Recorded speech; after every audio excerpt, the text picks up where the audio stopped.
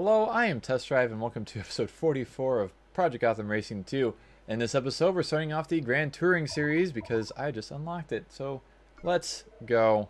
We have time run and an overtake and a street race to do first here. And we have a neat selection of cars to use here. Bentley, Ferrari, Mercedes, Ferrari, Aston Martin, Esprit.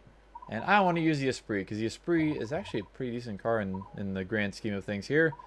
And I actually did drive a Esprit at one point.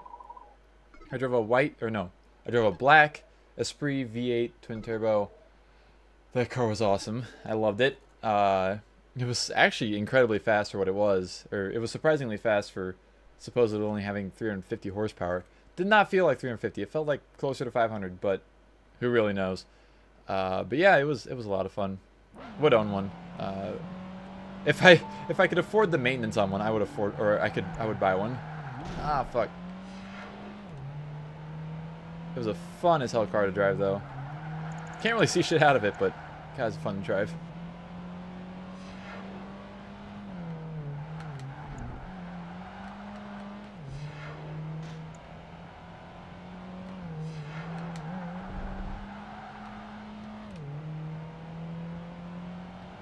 Yeah, don't be hating on Rhino's car, by the way. Fuckers. Rhino's car is badass. It has so much style. It's fantastic. And that body kit, with like the ground effects it has, top notch quality right there. It's a nice box, yeah. It's a pretty neat box. Yeah, there's your answer, Dan, and that link right there. All right. I just accidentally hit save again. 1991. That is not the year of this car. Yeah, I was saying 93 was the next generation after the square fucking thing, Camaros. 93 was the beginning of the 4th gen.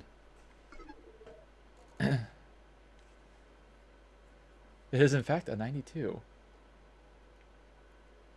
Nah. I think 2nd gen's best gen, honestly. 2nd gen Camaros and Firebirds. Well, at least the earlier Firebirds. I don't really care much about the later, like 77 to 81 Firebirds.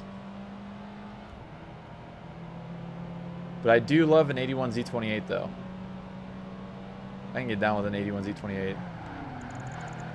Also, it's an overtake, by the way. It's like, why is there a GTO?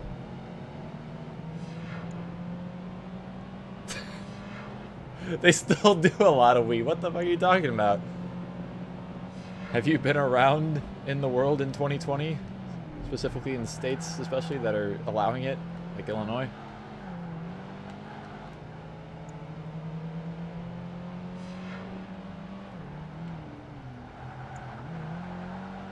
Yeah, I mean, they're not like terrible looking cars like the 78 Trans Ams, but they're not fantastic in my opinion.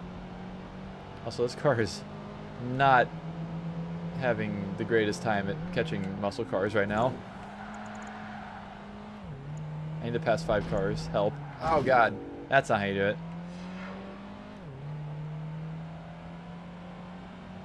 That's a butterface. I wouldn't say it's that bad. At least.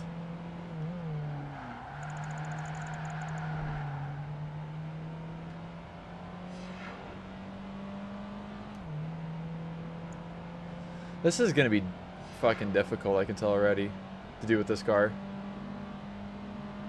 Maybe. I might be able to catch him pretty well on the straight here. If I can make it around the straight again, that is.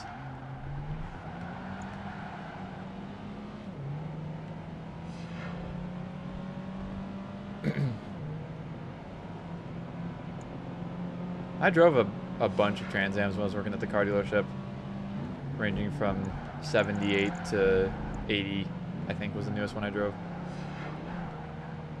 Didn't really care for any of them. Probably the nicest one was a 78 that was gold, and it only had like 20,000 original miles on it, and it drove perfectly, like it was just out of the factory.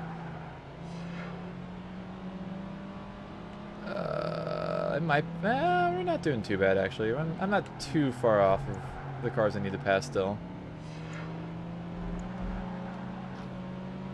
I didn't wreck on that corner this time, so that's a good start.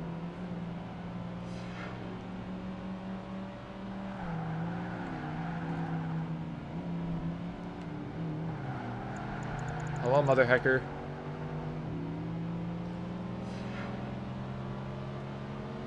Almost bought it behind the Trans Am. Hello, Mustang. I know you can only go that fast, and that's it. Which kind of sucks for you, bud. Alright, I got 30 seconds to pass whatever car is, like, not too far ahead of me. Oh, it's a Camaro. Oh, this is going to be easy mode. Like a 4th gen Camaro.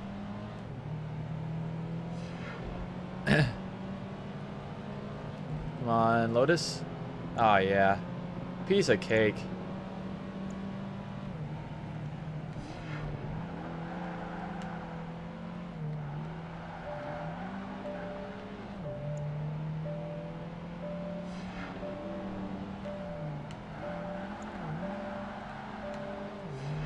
And we're done.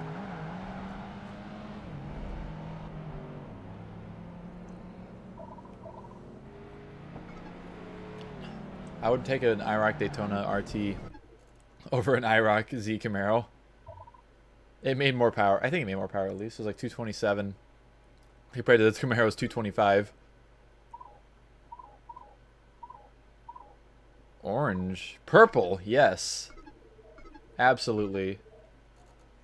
Hey, give me an IROC RT Daytona. I'll take that.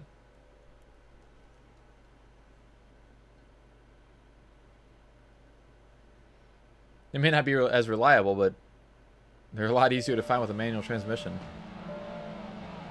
than the IROCs are. Which is another reason that they're faster, because the Autobox and the IROCs are fucking slow. And maybe reliable-ish. Possibly. Oh, that's a fucking couple of Ferraris right there. A couple of wide boys right there. Oh, God. Excuse me, I need to come through.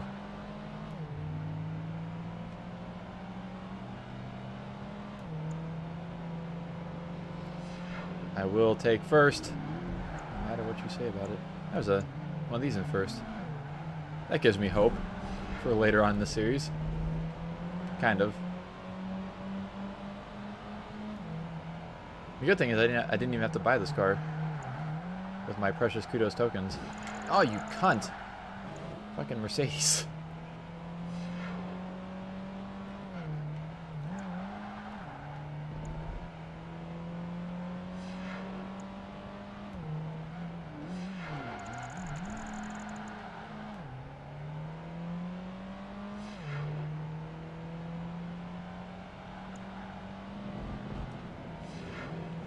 My car is kind of sad. I love when the license plate clips for the front bumper. Those are two separate entities.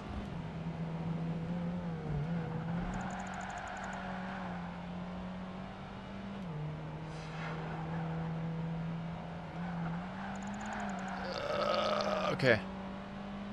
Didn't know how that was going to work out, but it worked out better than I expected.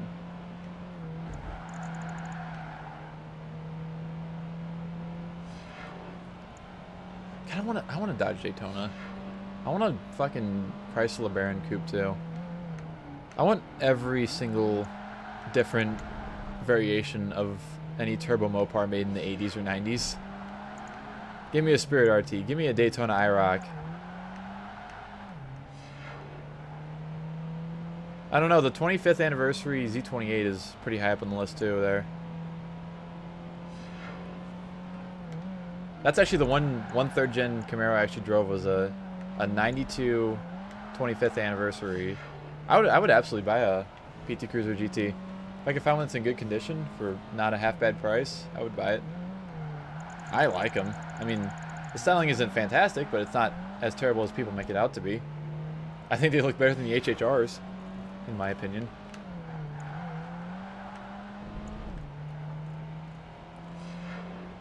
Um,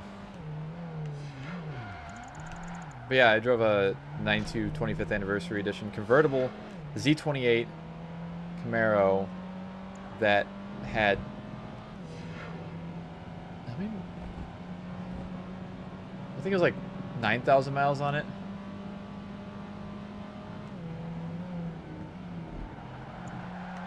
And then I would rather, like, it felt like it was better built than the O2 that I drove with 2,000 miles on it. I drove an O2 35th anniversary edition Camaro Z, I think it was Z20. It might have been an SS, I'm not sure. It was an O2 35th anniversary edition convertible, and it had a little bit of power, but the interior was so bad.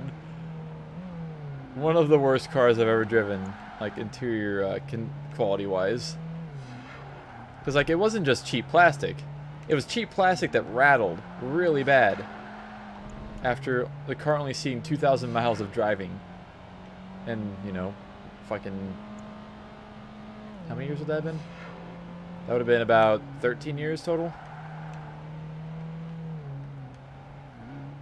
I mean, I could have a Mustang Terminator with a nicer interior and more power than that. So I don't know. I think just like the regular Mustang Cobra of the mid 2000s or early 2000s even had more, or as similar power to the fucking Camaros.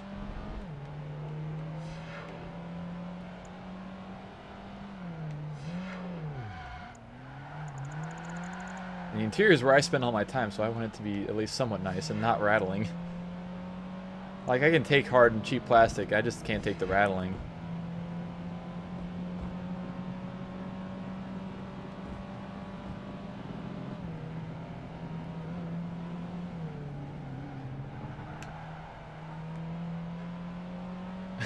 Why don't you buy a nice car then?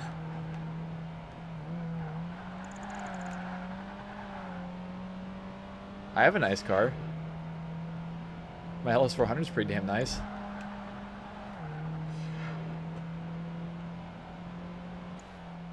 And it only cost me 2,300 bucks. You do have a nice car, I know. I can agree with that.